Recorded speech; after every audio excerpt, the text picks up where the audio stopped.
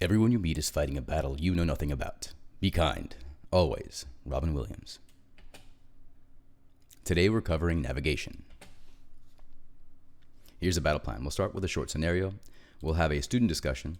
We'll get into navigation, charts, and supplements, and we'll do a quiz and assign some homework. First, let's start with our scenario.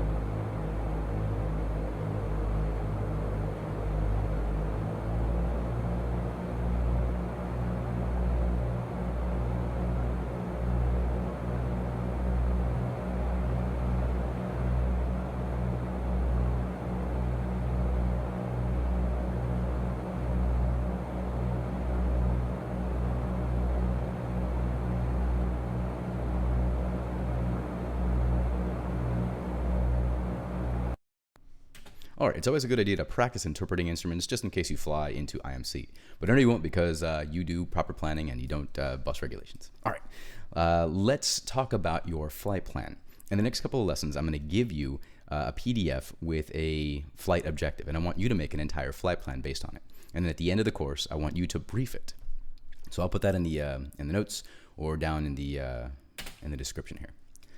Now let's get into navigation.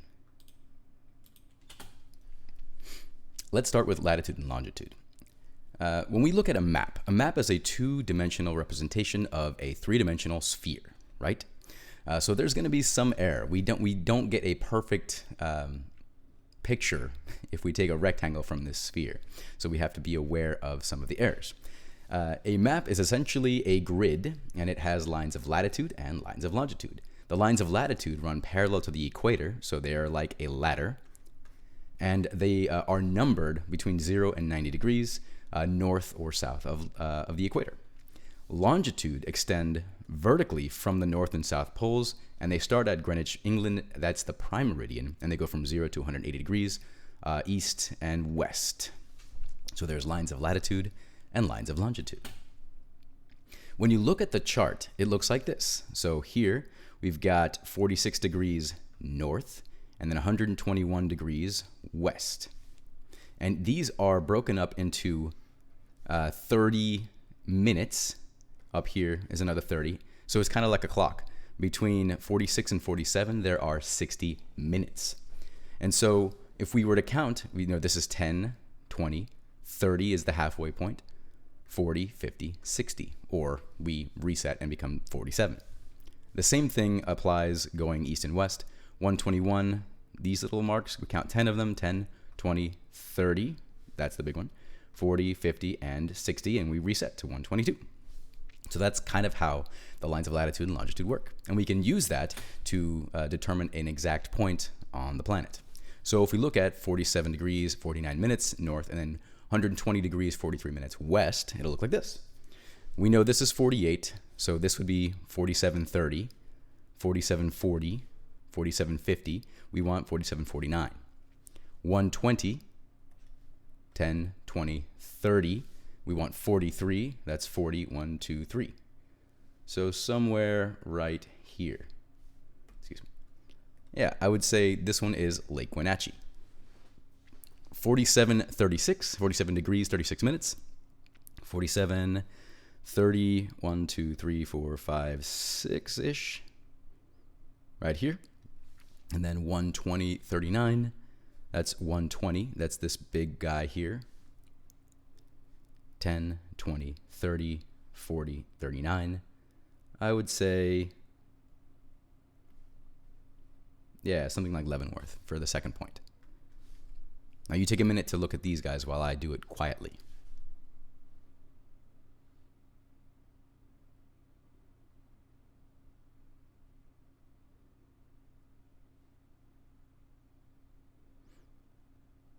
So for this guy, 47 degrees north, 39 minutes, and then 120 degrees, 3 minutes west. That's going to be 47, 40, 39 is here. 120, 1, 2, 3, it's Waterville.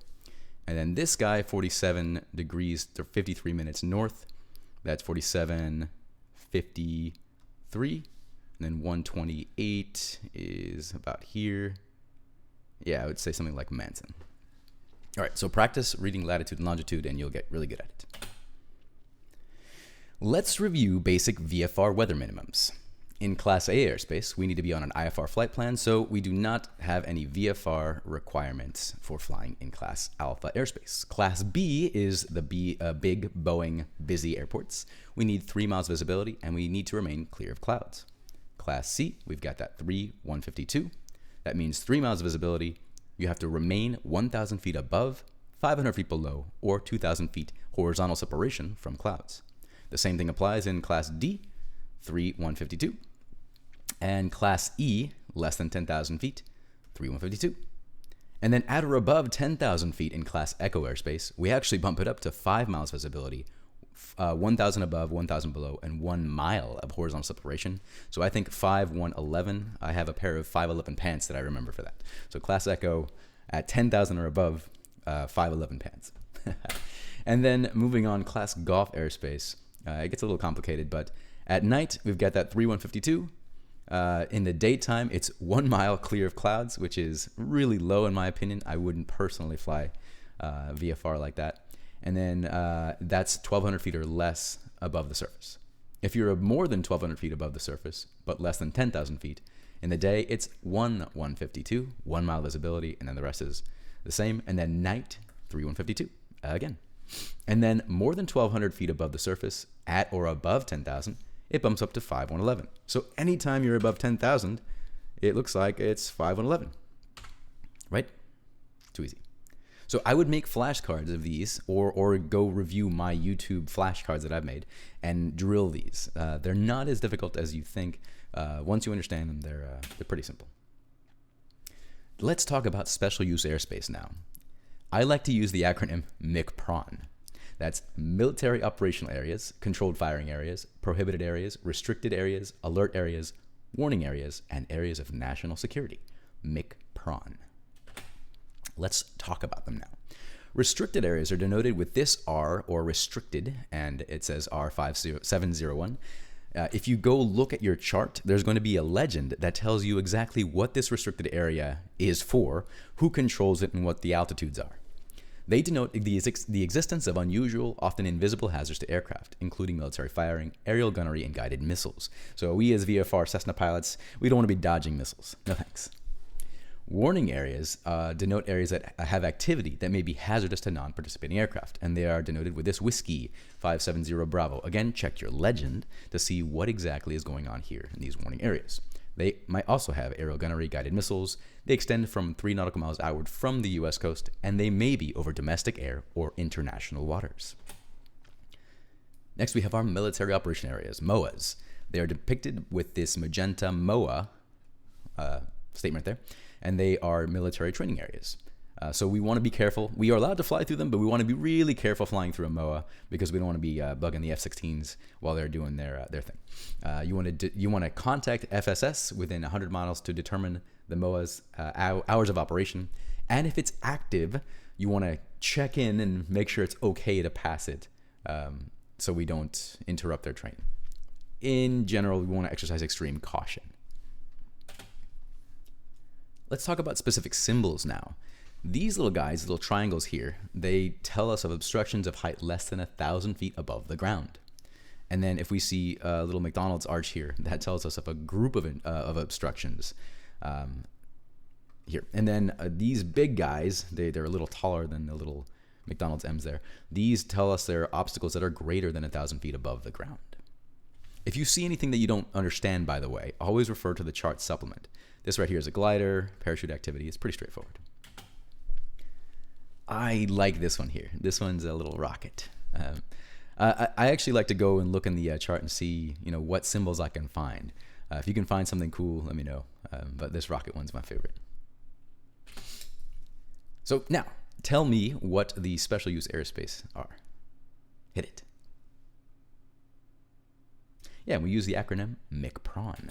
Military operation areas, controlled firing areas, prohibited areas, restricted areas, alert areas, warning areas, areas of national security. MCPRON. Let's talk about the FAA advisory circulars. These are systematic means for issuance of non-regulatory material of interest to the aviation public, and they are numbered for making it easier to figure out what they are about. So anything that has 60 refers to airmen, or it's regarding airmen. 70 is airspace, and 90 is air traffic and general operating rules. If you want to learn more, go check out faa.gov for that. So we mentioned chart supplements before. It's exactly what it sounds like. You've got the chart, which is essentially the map, and it gives you a bunch of visual information. Then there's the chart supplement that is a giant book that gives us specific information about different airports. They are published every 56 days for each of the 7 geographical districts of the U.S. They tell us things like what services are available at an airport, the runways, special conditions, communications, nav aids, and a whole lot more. They also give you information about where the airport is in distance and direction from a city. For example, 4NW means that the airport is 4 nautical miles northwest of a city. RGT-TFC means right traffic. Remember that most of the time, whenever we're flying left patterns, but sometimes an airport will have right pattern, and they'll tell you that by denoting right traffic. It also tells you information about who to talk to, initial communications, approach, departure control, and they might even tell you that, hey, this runway has a different radio frequency from this runway. So if you approach from the west, talk to 132.95, and if you approach from the east, talk to 120.2, or whatever. So check your chart supplement, especially during your flight planning, to make sure you're doing the right thing and you're talking to the right people. When are chart supplements published? Every 56 days. All right, take 5 minutes now and try to remember everything we talked about earlier, and then proceed with the quiz when you're ready. Let's hit it. Where does wind shear occur? At all altitudes, in all directions. Determine the approximate latitude and longitude of Payne Field. First, we got to figure out where Payne Field is. That's this guy right here.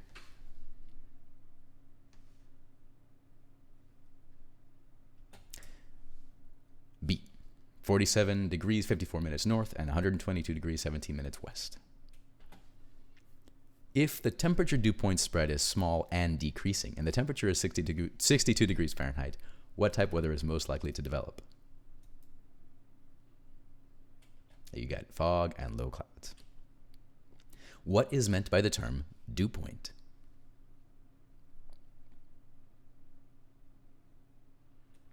The temperature to which air must be cooled to become saturated. Clouds are divided into 4 families according to their height range. Payne Field is in what type of airspace? Class D, that's that dashed blue circle. Which color identifies the power-off stalling speed in a specified configuration? It's the lower limit of the green arc. What is a characteristic of stable air?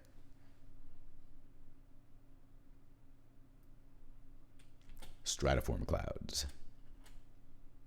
What information is contained in the Notices to Airmen publication, NTAP?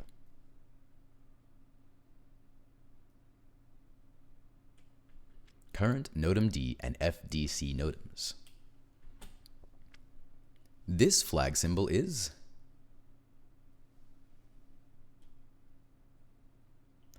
a visual checkpoint to identify a position for initial call.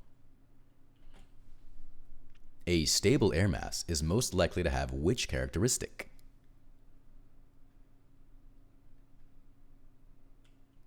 Poor surface visibility. When there is a temperature inversion, you would expect to experience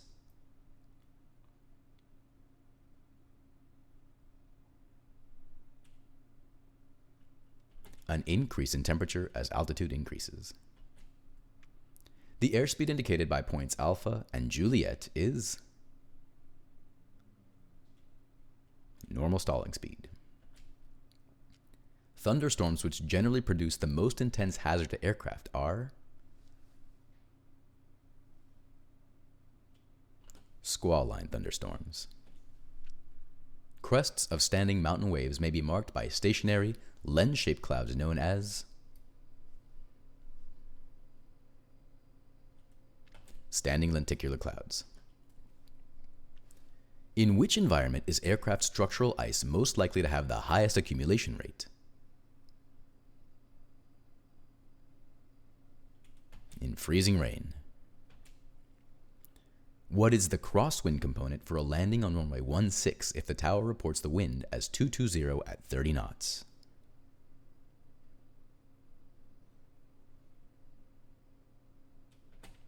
(26 knots). The floor of the class Bravo airspace over Kenmore Air Harbor is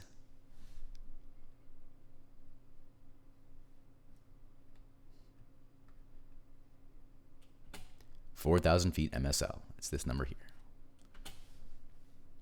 If 25 pounds of weight is located at point Zulu and 50 pounds at point Yankee, how much weight must be located at point X-ray to balance the plank?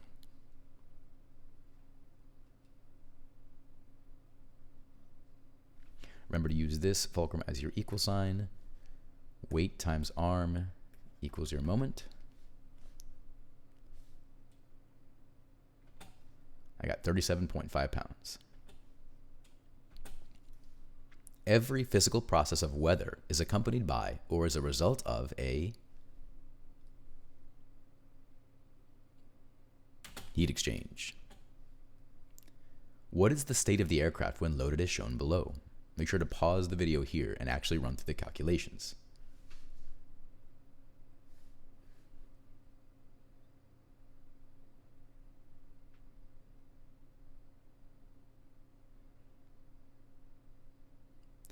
Some things to remember. Here's your weight. We need an arm to find a moment, right?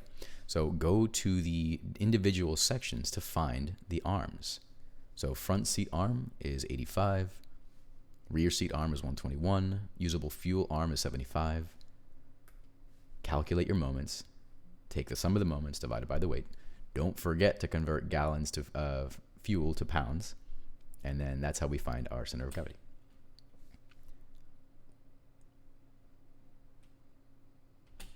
And this one is within CG and weight limits. The CTAF for Jefferson County Airport is 123.0. That's this frequency right here.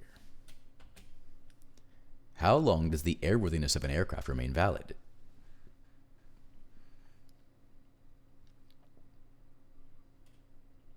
As long as the aircraft is maintained and operated as required by the Federal Aviation Regulations.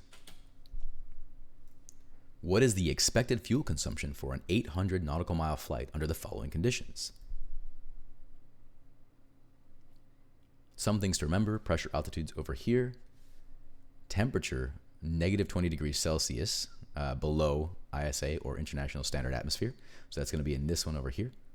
And then if we need to interpolate, we can do that. So we got 59.9 gallons. If there is thunderstorm activity in the vicinity of an airport at which you plan to land, which hazardous atmospheric phenomenon might be expected on the landing approach? That's wind shear turbulence. All right, that's the end of our quiz. Next time, be prepared to review your most recent flight. Keep reading the Airplane Flying Handbook and the Pilot's Handbook of Aeronautical Knowledge, and then go test yourself at King Schools. They have a ton of free testing materials there. And of course, I would love to hear any feedback if you have for me. What'd you think? Any comments, any requests for future videos? And then be sure to check out the flight brief down at the bottom and start working on your flight plan. And here are my references. Thanks for watching. I'll talk to you guys next time. See ya.